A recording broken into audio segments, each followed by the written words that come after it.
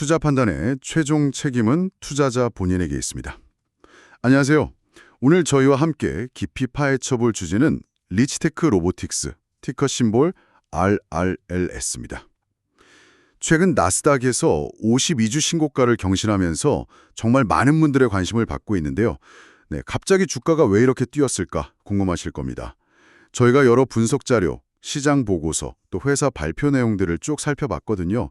이걸 토대로 리치테크 로보틱스, 또 왜 지금 주목받는지, 핵심 전략은 뭐고, 또 미래 가능성은 어떤지 이런 것들을 좀 속 시원하게 파헤쳐 보겠습니다. 여러분을 위한 맞춤형 정보 탐험 시간이니까요. 귀 기울여 주시면 좋겠습니다. 자, 그럼 바로 시작해 볼까요? 우선 가장 최근의 그 현상부터 좀 짚어봐야 할 것 같아요. 지난 9월 22일이었죠. 리치테크 로보틱스 주가가 하루 만에요. 무려 25%나 급등했어요. 네, 25%면 정말 엄청난 상승이죠. 그렇죠. 게다가 평소 거래량을 압도하는 수준으로 7,500만 주 이상 거래가 터졌다고 하니까 이건 정말 이례적인 움직임인데 이걸 어떻게 봐야 할까요? 네, 맞습니다.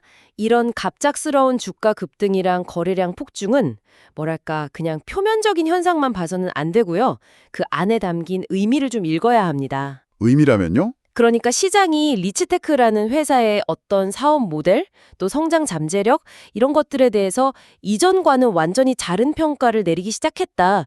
이런 강력한 신호로 볼 수 있다는 거죠. 평가가 달라졌다. 네, 그 변화의 중심에는요. 바로 서비스형 로봇, 우리가 라스라고 부르는 거 있잖아요. 로봇 as a service. 이 라스 모델로의 전환이라는 아주 핵심적인 전략이 자리 잡고 있습니다. 라스 모델, 서비스형 로봇이요? 네, 이게 그냥 유행을 따라가는 게 아니고요. 이 전환 자체가 앞으로 로봇 산업의 어떤 수익 구조, 이걸 근본적으로 바꿀 수 있는 그런 큰 변화라는 점이 중요한 겁니다. RAAS 모델이 핵심이다. 그 말씀이시군요. 이게 우리가 흔히 아는 소프트웨어 구독 모델, 사스 같은 거랑 비슷한 개념으로 이해하면 될까요? 로봇을 그냥 파는 게 아니라 서비스 형태로 이용한다.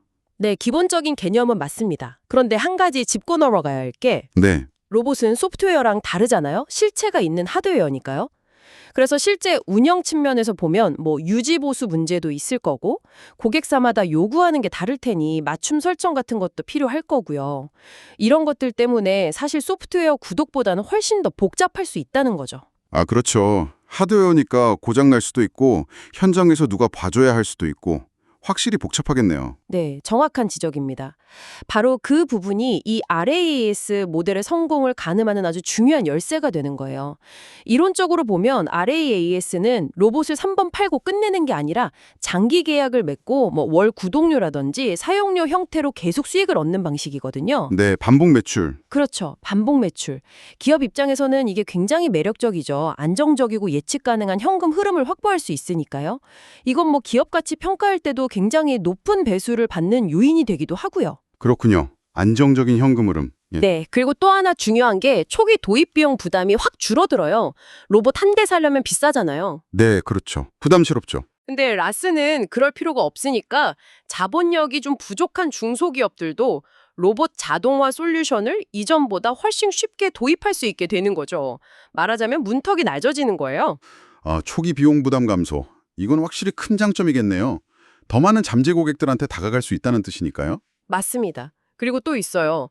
이게 장기 계약이나 보니까 고객하고 관계가 계속 유지되잖아요. 네, 그러면서 로봇이 운영되는 과정에서 데이터가 계속 쌓여요. 운영 데이터죠. 이걸 확보하고 분석할 수 있게 됩니다. 데이터요? 어떤 데이터를 말하는 거죠? 예를 들면 로봇 가동률, 작업 효율성, 어떤 오류가 자주 발생하는지 이런 것들이요. 이런 데이터를 잘 활용하면 서비스를 더 좋게 개선할 수도 있고 고장을 미리 예측해서 대응하거나 효율을 최적화하는 방법을 찾아낼 수도 있죠. 이게 다 새로운 부가가치가 되는 겁니다. 데이터 기반의 서비스 개선이나 부가가치 창출이라. 이것도 상당히 중요하겠네요. 그렇죠. 하지만 아까 말씀하신 것처럼 이 하드웨어의 유지 보수 문제, 또 현장 지원, 고객별로 다른 요구사항들, 이런 운영상의 복잡성은 분명히 존재합니다. 이걸 리치테크가 얼마나 효율적으로 잘 관리하고 또 서비스 품질을 꾸준히 유지하느냐, 이게 라스 모델이 계속 성공할 수 있을지를 결정하는 핵심 과제라고 할 수 있어요. 운영 역량이 관건이군요. 네.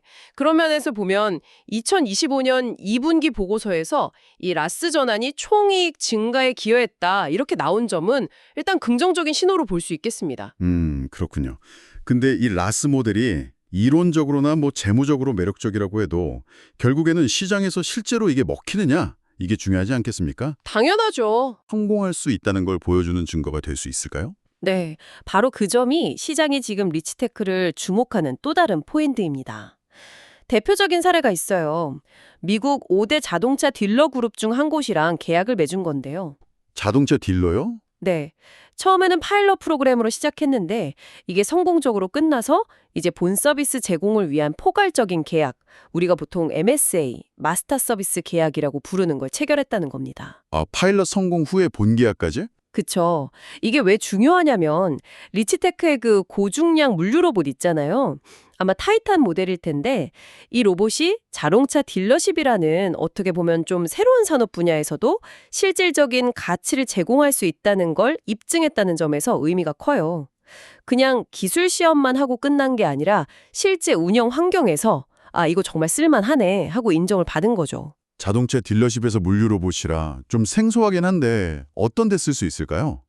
차량 부품 운반? 아니면 타이어 같은 무거운 거 옮기는 거? 네, 맞습니다. 그런 무거운 부품이나 타이어 같은 것들을 자동으로 옮겨주는 거죠. 작업자들 힘들고 다칠 위험도 줄여주고 효율성도 높이고요. 이게 예상치 못한 적용 분야처럼 보일 수도 있는데 여기서 성공했다는 건 상당히 흥미로운 부분이죠. 그리고 이게 끝이 아니라 앞으로 수백 개에 달하는 다른 딜러십으로 확장될 잠재력까지 열어두고 있다는 점도 중요합니다. 와, 수백 개 딜러십으로 확장 가능성이라. 이건 정말 큰데요? 또 다른 중요한 계약 같은 건 없었나요? 아, 지난 8월에 발표된 계약도 빼놓을 수가 없죠.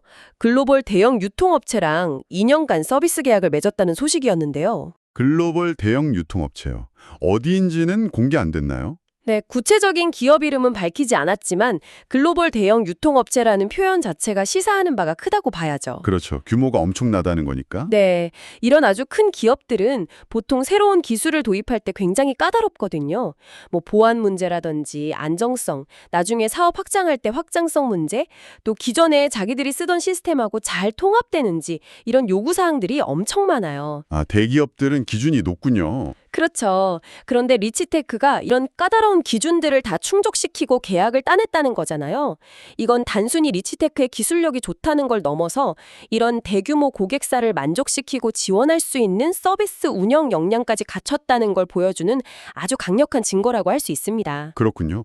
그러니까 그냥 우리 기술 좋아요 이게 아니라 우리 기술은 복잡하고 까다로운 대기업 환경에서도 문제없이 잘 돌아가고요.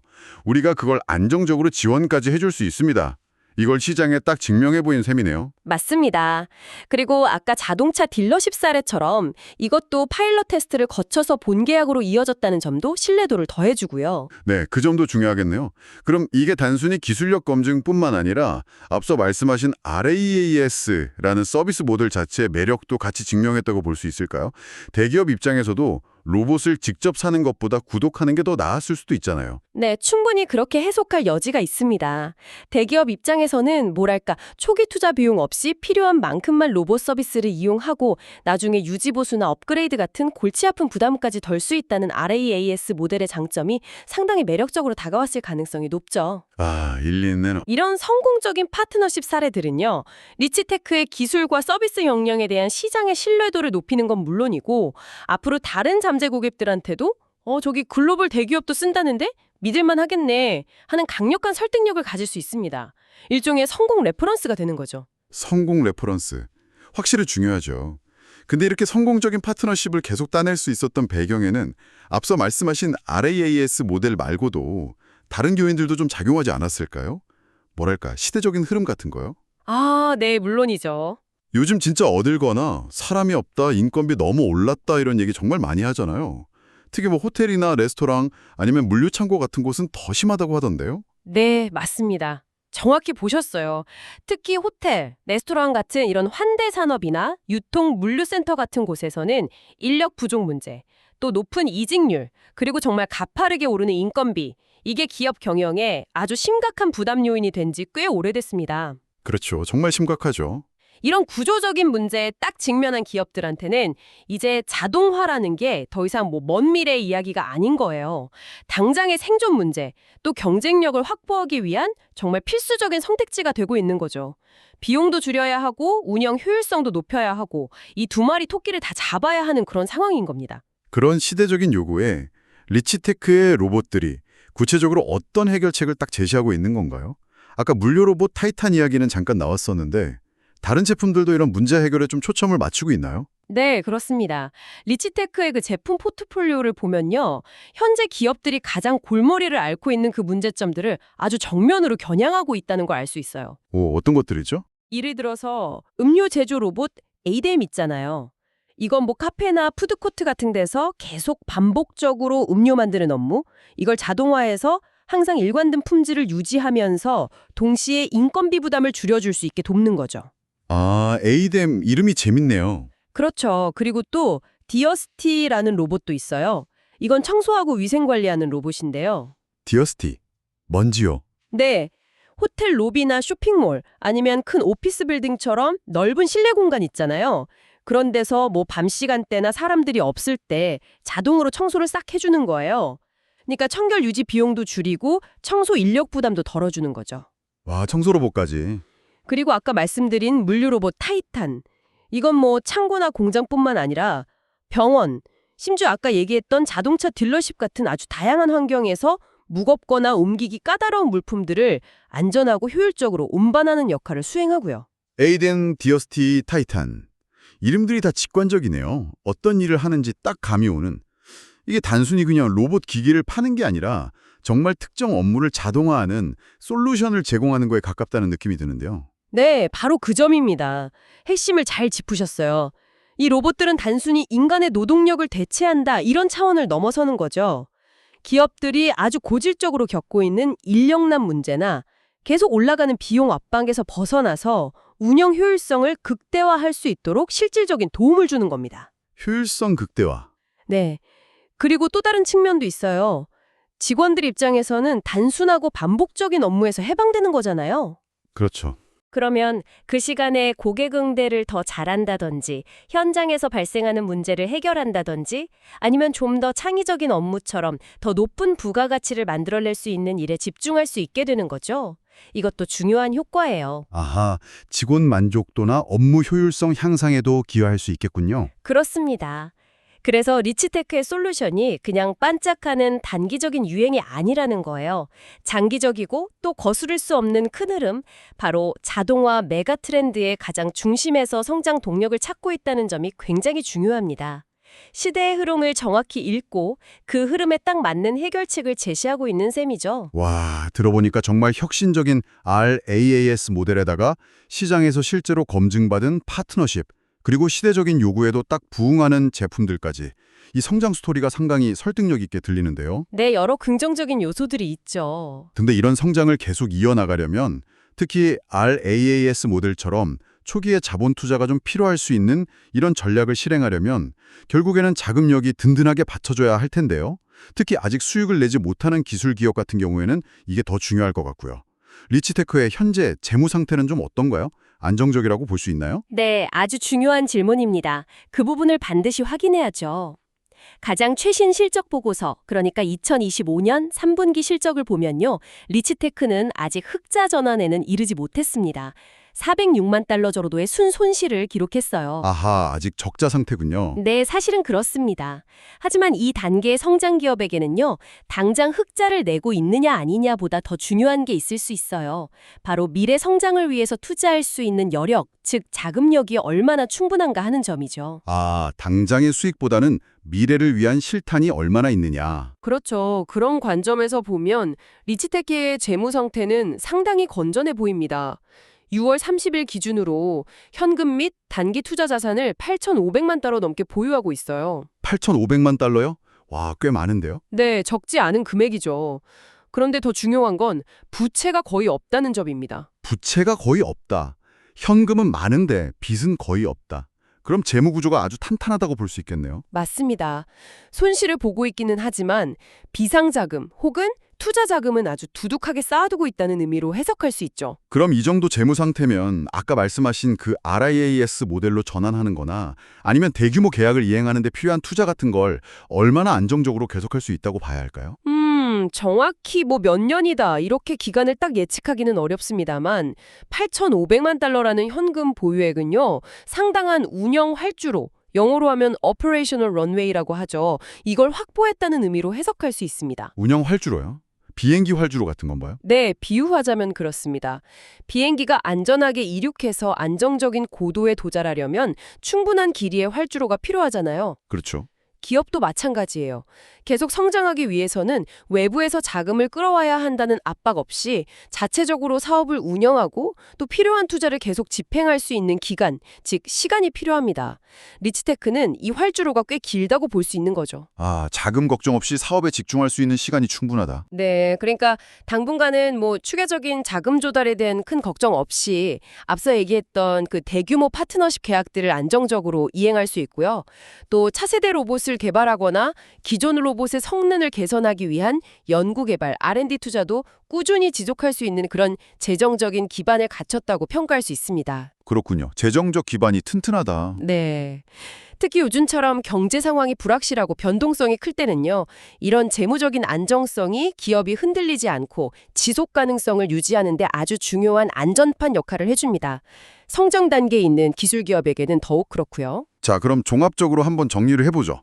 리치테크 로보틱스는 첫째, 라이스 모델로 전환하면서 안정적인 반복 수익 구조로 만들려고 하고 있고, 둘째, 미국의 5대 자동차 딜러사나 글로벌 유통업체 같은 아주 굵직한 파트너십을 따내면서 시장에서 기술력과 서비스 역량을 입증했고, 네. 셋째, 인력난이나 임금 상승 같은 이런 시대적 과제에 딱 맞는 자동화 솔루션을 제공하고 있다는 점, 그리고 마지막으로 8,500만 달러가 넘는 넉넉한 현금 보유고를 바탕으로 재무 건전성까지 확보했다는 거군요. 네, 맞습니다.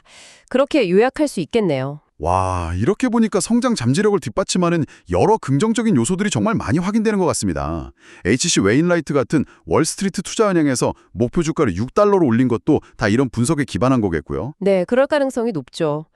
최근에 주가 움직임이나 거래량 폭증은요, 단순히 뭐 시장의 기대감이나 아니면 투기적인 수요 때문만이라고 보긴 어렵고요. 이렇게 회사의 근본적인 체질이 바뀌고 있고 또 구체적인 사업 성과들이 나타나고 있다는 점에 시장이 주목하기 시작했다는 증거로 해석하는 것이 좀 더 타당해 보입니다. 펀더멘털의 변화를 시장이 알아보기 시작했다. 그렇죠. 물론 그렇다고 해서 뭐 투자 위험이 전혀 없는 건 아닙니다. 그 점은 분명히 인지해야 해요. 어떤 위험들이 있을까요? 리치테크는 여전히 적자 상태에 있잖아요. 그리고 아직은 상대적으로 규모가 작은 기술주, 즉 스몰캡에 해당합니다. 네, 그렇죠. 그렇기 때문에 만약에 기술 개발이 예상대로 잘 진행되지 않거나 혹은 경쟁이 갑자기 너무 심화되거나 아니면 아까 말한 그 대규모 계약들을 이행하는 과정에서 예기치 못한 문제가 발생할 경우에는 주가 변동성이 굉장히 커질 수 있다는 점은 반드시 염두에 두셔야 합니다. 그렇죠. 특히 성장 초기 단계에 있는 기술기업 투자는 항상 그런 변동성 위험을 안고 가야 하는 거니까요. 맞습니다. 그건 기본 전제죠. 하지만 중요한 것은 그럼에도 불구하고 이 회사가 보여주고 있는 명확한 전략 방향, 그리고 지금까지의 실행 결과들입니다. RAAS 모델로 성공적으로 전환할 가능성, 또 의미 있는 대형 계약들을 따내면서 시장에서 검증을 받았다는 점, 거시적인 자동화 트렌드와 정확히 맞아 떨어진다는 점, 그리고 이 모든 것을 뒷받침하는 재무적인 안정성까지 이런 것들을 종합적으로 고려해 볼 때 리치테크는 단순한 투기적인 관심의 대상을 넘어서 앞으로 다가올 자동화 시대를 이끌어갈 잠재력 있는 기업 중 하나로 충분히 주목해 볼 만한 이유가 있다고 생각됩니다. 잠재력 있는 기업. 네, 앞으로 발표될 분기별 실적, 특히 그 RAAS 기반 계약이 얼마나 성장하는지, 또 추가적으로 어떤 대형 파트너십을 체결하는지 이런 소식들이 이 회사의 장기적인 성장 궤도를 가늠해 볼 수 있는 아주 중요한 바로미터가 될 겁니다. 시장은 계속해서 이런 구체적인 성과 지표들을 확인하고 싶어 할 거고요. 네, 앞으로의 실적 발표와 추가 파트너십 소식이 중요하겠군요. 오늘 저희는 최근 시장에서 정말 뜨거운 관심을 받고 있는 리치테크 로보틱스에 대해서 아주 깊이 있게 파헤쳐 보았습니다.